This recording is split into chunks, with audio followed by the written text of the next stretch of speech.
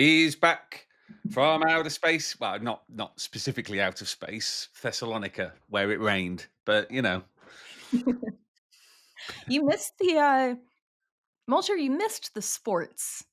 You missed talking about sports, although our guest Ollie gave me a gave me a little ribbing for calling wrestling a sport. I mean, my first reaction is, "Oh no, I missed talk about sport." Yeah, Um, you're not a sports guy in any respect, are you? I mean, you've known me for long enough. Yeah, I know, but I'm really just I have the memory of a flea, so No, I do not do the sports. you do not do the The sports. See, I sports. like the sports where people are just, like, a little overly aggressive. I'm sitting here like, I'm missing one of my hockey games right now, okay? Oh my god, you've never sound more North American. One of my hockey games. Hockey. I can't I can't help it. And, like, it's yeah, and I actually had this I feel is relevant to, like, things that I've talked about on the podcast previously, but somebody said the other day, I was like, I think the whole hockey setup, like, the whole padding, the big things, and the leg wraps, I was like, "I think it's sexy." And they were like, "Why? They're huge." And I was like, "Yeah, but imagine the thighs that are underneath that." And we are back, Earthlets. Welcome This is in back order to everyone. Every Wednesday. Get 2000 AD now. Get.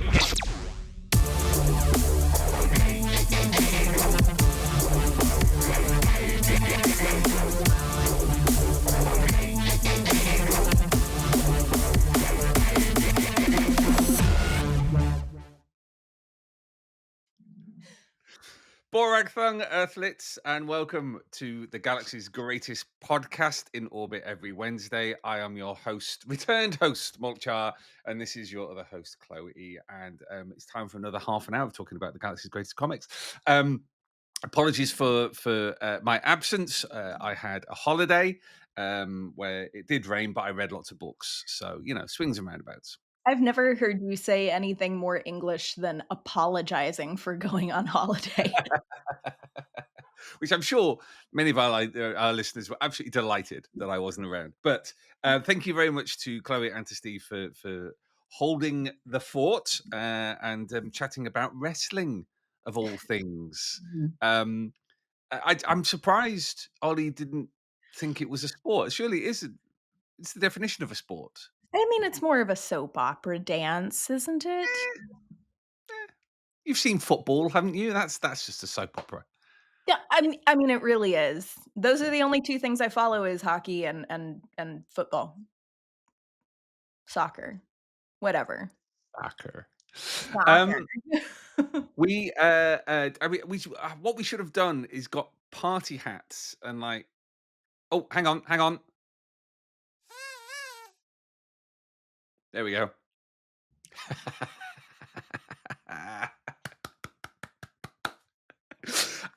Because this week is the release of Megazine, number 485, which marks 35 years 35 years. of the That's Judge nuts. Dredd magazine, or as it was originally, Judge Dredd the Megazine. Ooh. And we're going to be going through this landmark birthday issue and chatting about what's involved. As always, if you have an idea for an episode or would like us to talk to a creator in particular, drop us a line to Thrill Mail. That's all. No, not Thrill Mail. Thrillcast. There we go. Thrillcast, all word. God, I really have been on holiday at 2000ad.com. And we will look into that. So, how are you, Chloe? I'm doing pretty good, actually. Yeah, Not good. too bad. I'm freaking cold, I but that's it. know. Yeah, That's it. I'm in this study with a heater behind me and a snoozing cat in the background, Mm. because this is the only one place in the house. Hooray! He has not even a whisker of Yeah, movement. that's good. He's Great. out. Um, so Yeah, it's freezing cold. So, what better time than to warm ourselves around the fire of thrill power by talking about Judge Dredd Magazine number 485, which is out now from all good newsagents, British comic book stores. Not currently available in the States, unfortunately, but if you are missing your magazine fix, go along to the web shop or the app and grab a copy there because it is well worth it. Um, this is so. What's great about this issue is a couple of returns of Mhm. very popular series, but also a harking back. Obviously, it's an anniversary issue. It'd be daft to not to do to have something that recalls the very beginnings of the magazine, We and allow for nostalgia on anniversaries. well, it's nostalgia, but it's also, I think, not blind nostalgia. It's engaging with the It's an history and what that history means appreciation. now. It's what? Sorry?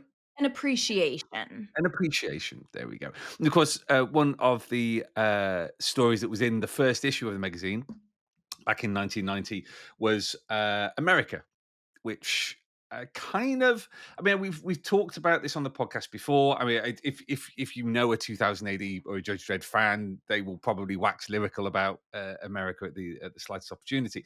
But for those who aren't in the know, America was a kind of standalone story in which John Wagner, who'd been writing Dread for a few years on his own after many years writing with Alan Grant, did one of those periodic resets on the strip, not a reboot, Mhm. but just created a reminder that the judges are not the good guys. Yes. Which we Now, need both sometimes, frankly. yeah, absolutely, absolutely. It's one of the difficulties of any kind of satire that it uses the clothes of the thing that it's satirizing in order to satirize it. So for some, it can be easy to miss the point. And America was a fantastic. So, I mean, if you've not read it, what the hell are you doing? Go and get a copy. Go and get it from the 2008 app now, immediately. Leave. Go on, run.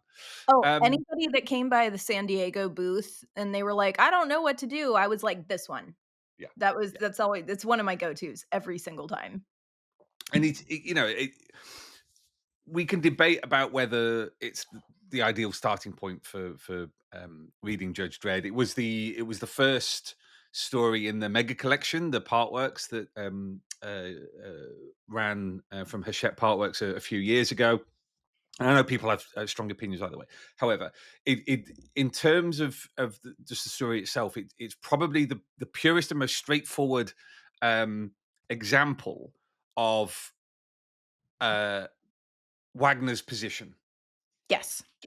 on Judge Dredd, and everything can then kind of issues from there. You have a long running thread of stories called which is about Total War, which was the terrorist Mhm. organization that this woman America Yara was part of, all the way through to the things like the Pit, um, uh, Day of Origins, Tour Mhm. of Duty, Day of Chaos, and everything that and it.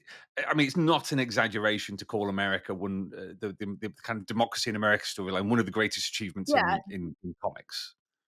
See, I think it does actually I think it can be a really good starting point for a lot of people. Because like you said, it very much it puts Wagner's position right up front.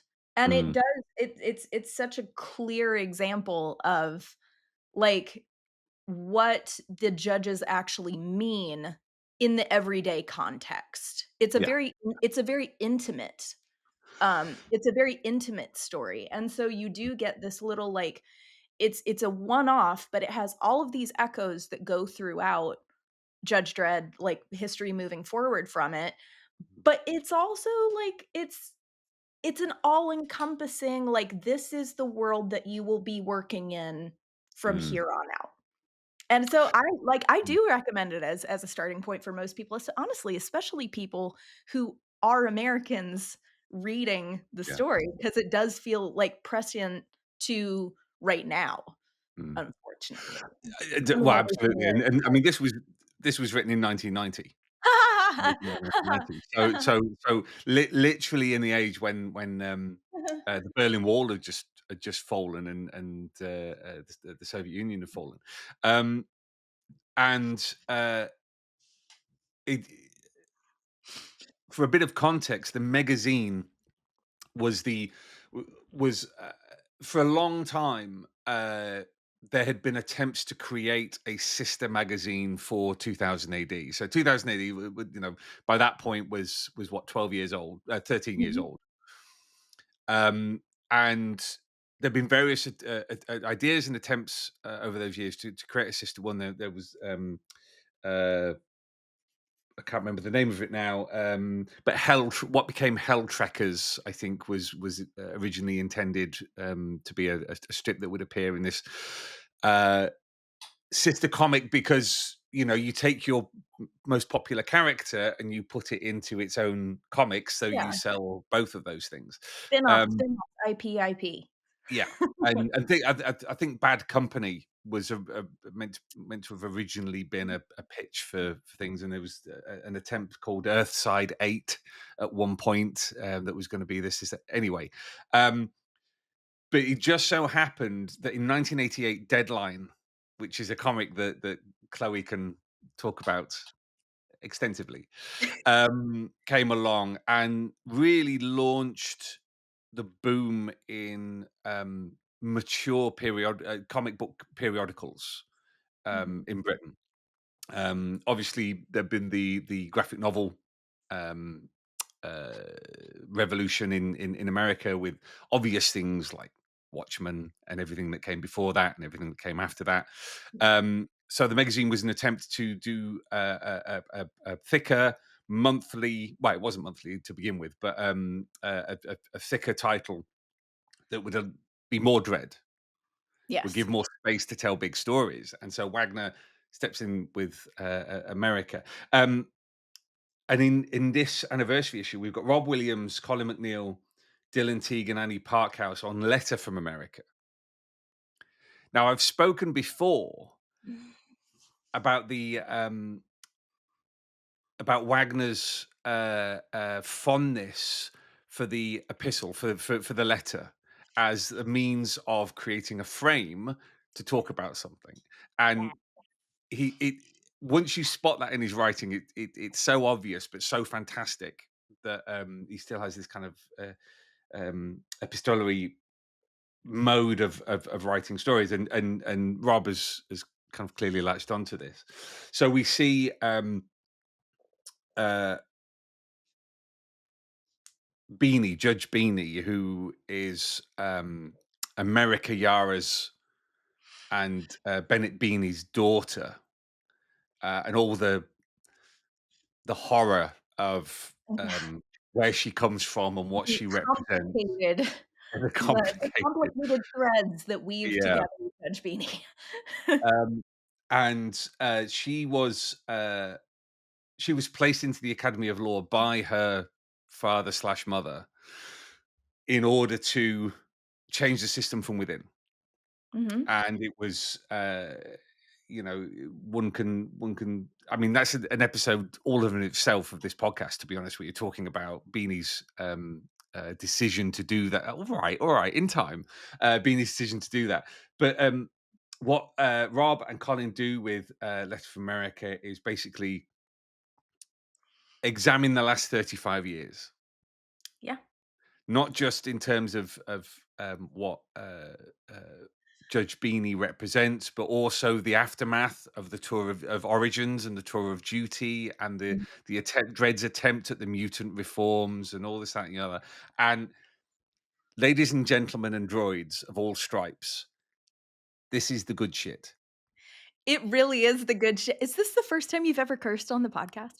The, No, no, no, no, no, no, no, no, no, no, no, no, no. It's like However, it's it is so this is such a perfect story to have in the anniversary issue, not just because it is obviously landmarking like the original story being in there, but because my God, the things that these guys are able to accomplish in just a handful of pages, is just unfathomable, there we go, and, like, I was genuinely impressed with Mm, how, I don't always love this, ironically coming from somebody who reads a lot of Dread, but, like, I don't always love the revisiting of past stories, like, on the nose.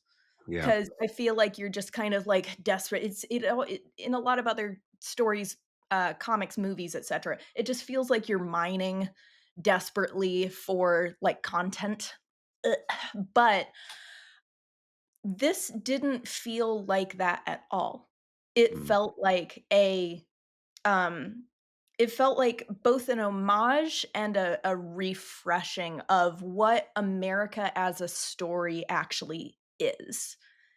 In a way that both celebrates, like, the original story, everything that's happened in the past 35 years, and what's happening right now that mm. still makes America as an original story relevant. It's shocking, and it's so few pages! God. Ah, it But, I mean, it's the for me, stories like this justify the magazine's existence yes. because it's saying something a few more pages than you would get in 2008. And, I'm sure Rob and Colin could compress this down into 5, 6 pages for the prog, but it's saying in a few extra pages something profound about the past, profound about the present, and profound about the future of this Mhm. strip, and shows why. And I know who they are, and they know who they are. There's certain individuals who are just like, oh, 2000 AD's got nothing to say anymore, and it's like, get lost, you know. It continues to say those things, and I think, oh, so I've got to let the cat out. Hang on. Because it Bye, Murray. The thing is, though, is that it's not that 2000 AD doesn't have things to say anymore, it's that they're saying it's all being said differently, and Mm, it should be.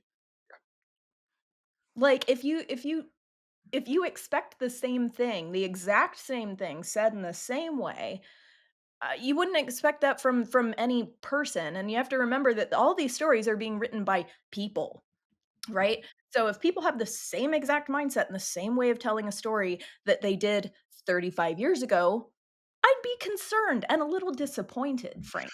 I mean, So, this is it. At least one individual I'm not going to name always goes, "Oh, they've got nothing new to say," but is then quick to say, "Oh, they're just repeating themselves." It's like, make up your mind. Either we're just repeating yeah, ourselves, or we've got, this isn't you. But anyway, not going to dwell on that person's trash opinions. But this story is one of those ones where nothing happens really. there's no, like, major action. No, no. There's a bit of No a love. gunfight at the beginning, and then the rest of it is talking, but it does so in a way that asks and I've used this word already 3 times, profound questions about dread Mhm. in a way that I don't think other comics can, because you've got to have spent almost 50 years asking those similar kind of questions Yeah. for this to now have relevance. And you're entirely right. It's asking questions about this exact moment. And for me, the best Dread stories usually come with an element of underlining Dread's ineffectiveness Yeah. Or and his own and his failings.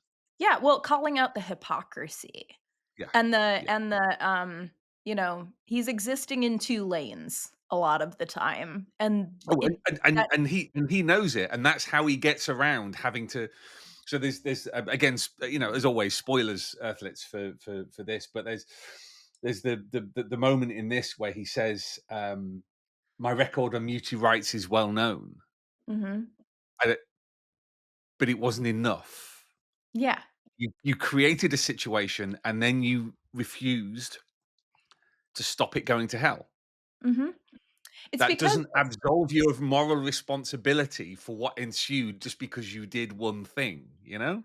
yeah, exactly, and the problem is that Dredd sees himself, and this is a great example of it, is Dredd sees himself as black and white, but when you Mm, get those 2 things together, it's gray. yeah, Like, yeah, to use a really dumb metaphor, but, like, but it is all a gray area because Dredd, for all that he commits himself to his own personal cause, never really commits himself 100% to any no, one portion of that cause.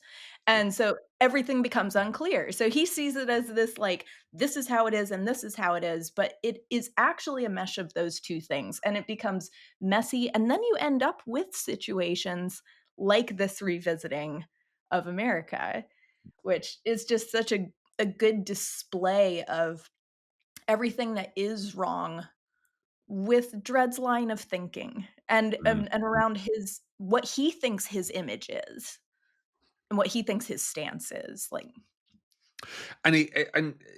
Coming back to what we were saying about, how great it is that the Meg in its 35th, anniversary issue can show its strengths by having a story like that, which is engaging with almost 50 years of backstory. And then you've got The Return of Dreadnoughts by Mike Carroll, Yeah. Ron Higgins, Sally Hurst, and Simon Bowland, which, if for anybody who thinks that the Dread story is, beating around the bush, this will beat you around the head, my friend. Yeah, it's, this Meg is a great example of, how the, 2000 AD and the judges in particular as a whole, not just Dredd, are a great way of talking about things and being a little too on the nose about it, and it works. Well, what other comics, ma mainstream, in inverted commas, Sure. comics, can be so blatant about the moment now? Yeah. I know there are plenty of satirical comics. I know there are plenty of uh, creators who are attempting to engage with this, but Mm.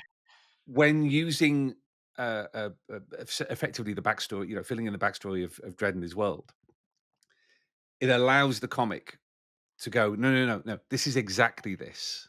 Well, Like, it's it's not no longer sugarcoated. metaphor. When Yeah. when you when you've got, what's his name, Cash Patel, is it, the empty-headed moron, behind the FBI, issuing Punisher, what do they call them, challenge coins. Yeah. And we have slipped through the looking glass, and at that point, metaphor can't be too blatant. It can't be No. too on the nose. In Dreadnoughts, there's this there's an incident at a uh, illegal gambling establishment Mhm. where the judge, because the judges are still the minority, they're still an extrajudicial force, um, goes in and, all guns blazing, very much what you'd expect from Dread, and then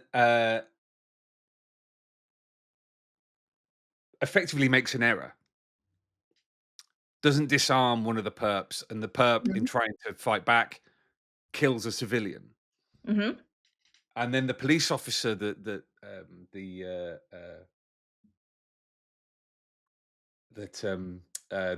Khan, the judge is with, says they're to blame. They're to blame Yeah. for this person dying. And not Always only, them. It's always them. yeah, not only does the officer in charge say, they have complete immunity from anything done in the pursuit of their duty, but actually that civilian is to blame for their death Mhm. because they were in the illegal establishment. Yes. So, and any discussion around qualified immunity in the States. I I gotta tell you, Mm, and again, things being very on the nose and in a good way, it's becoming increasingly difficult to read these stories. It really is, and, like, yeah. it is, um, and that sounds very dramatic and all of these things, but it's, because so few comics are willing to step outside that soft, velvety, happy, warm little bubble of metaphor and and when you strip that away and you're given a story that does actually seem like and easily mirror what's happening Mm, right now, it's really hard because especially for somebody who's grown up uh reading these stories and granted there's always been terrible things happening, right? We've famously talked about how Judge Dredd and the Judge Dredd world has told like the history of all of these things well even well before they happen or mm, as they are happening. um but it's becoming increasingly difficult when it's like, "Oh, that's right, it's never stopped." It's yeah. never stopped, and now it's like we are actually in this sort of dystopia, and seeing that being told in this particular way without any sugarcoating is so blindingly effective, Mm, as a piece of science fiction, but is also like, "Oh, that's right, we're living science fiction right now," and not the cool, like Jetsons future that I was promised, but in the, like, we're in the zone, we're cooked, we're done. Like, when we well, are matching up that closely for real, and th- it doesn't feel like fiction in the fictional world or in reality, mm. fuck me, right? Well, well, so this is why this Meg is so good, because Mhm. you have that third pillar, which is Yeah. Megatropolis, which is doing exactly what you're talking about, where it is taking like the noir art deco fantasy Mhm. of flying cars and big cities and everyone's very glamorous and blah blah blah blah blah, but applying that to a dread-like world. So effectively, what you have is a dread story plus a couple of and then a kind of a prequel, a Phantom Menace, if you Ugh, will.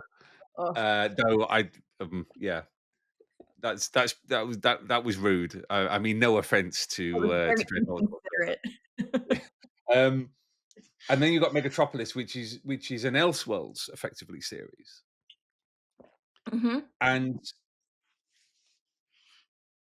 I want to step away from that for a moment, just to say this is the last work of Dave Taylor, which in of itself makes this a really important Yes. issue.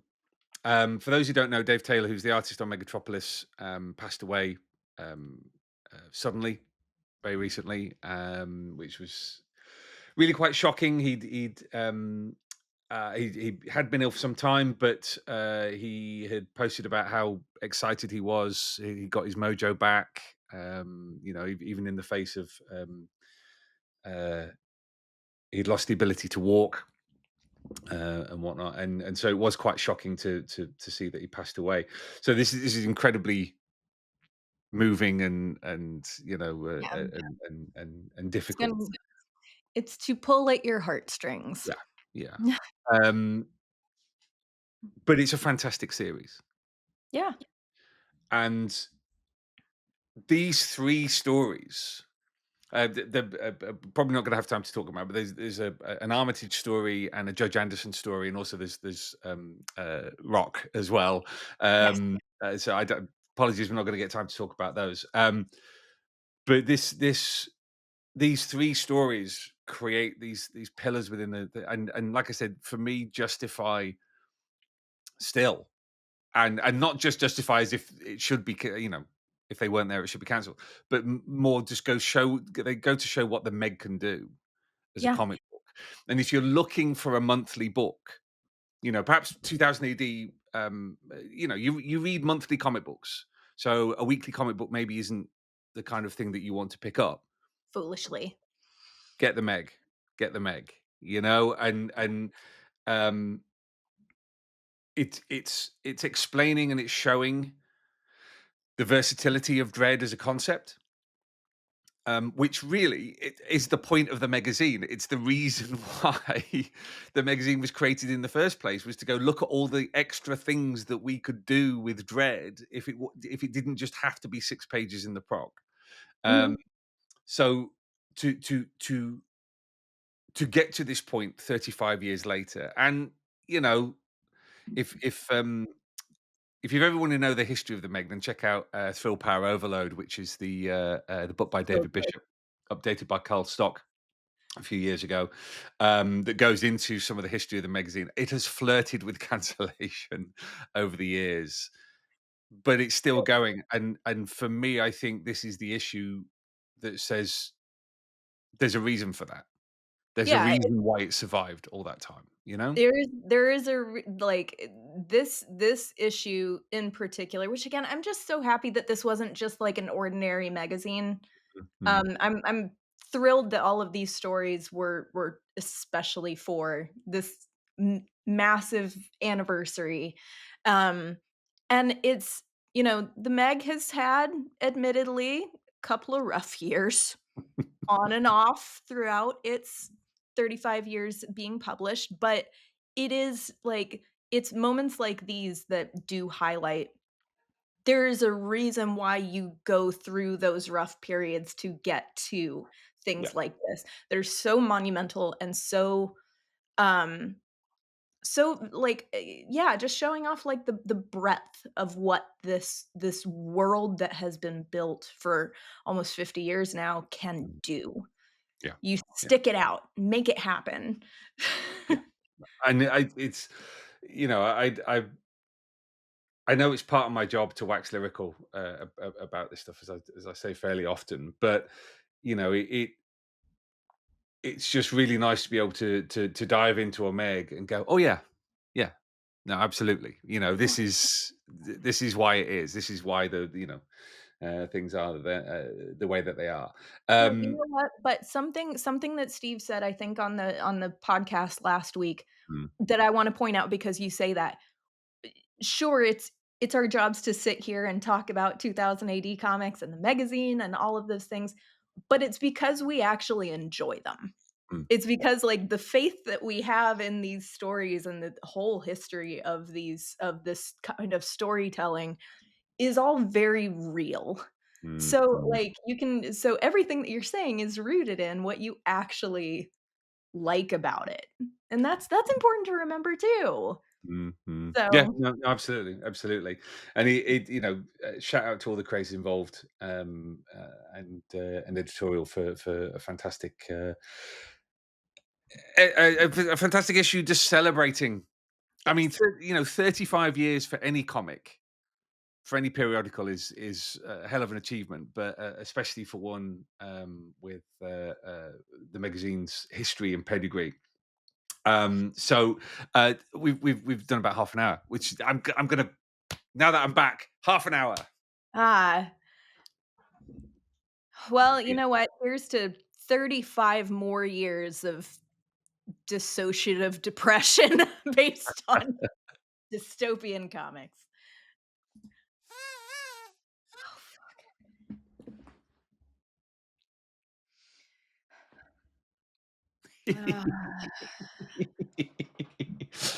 Anyway, we are going to be back in 7 days' time for more from the Galaxy's Greatest Podcast.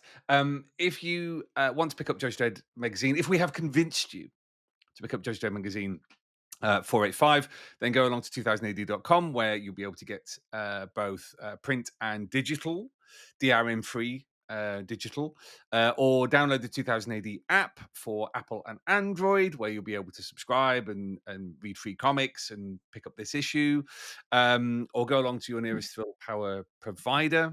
We are working to restore the flow of Thrill Power to North America. Fear not, Earthlets.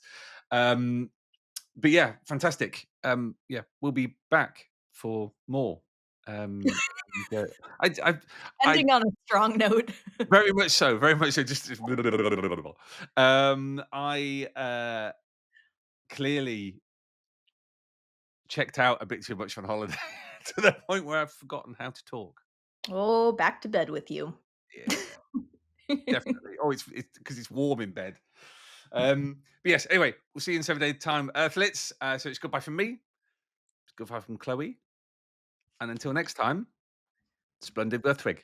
See you next week. Get 2000 AD now. Get.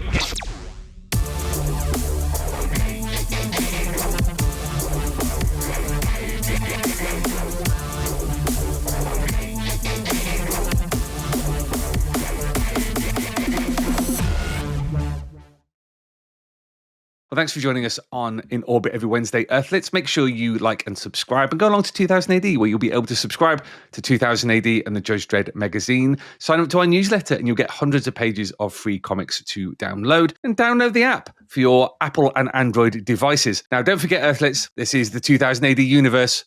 We just live in it.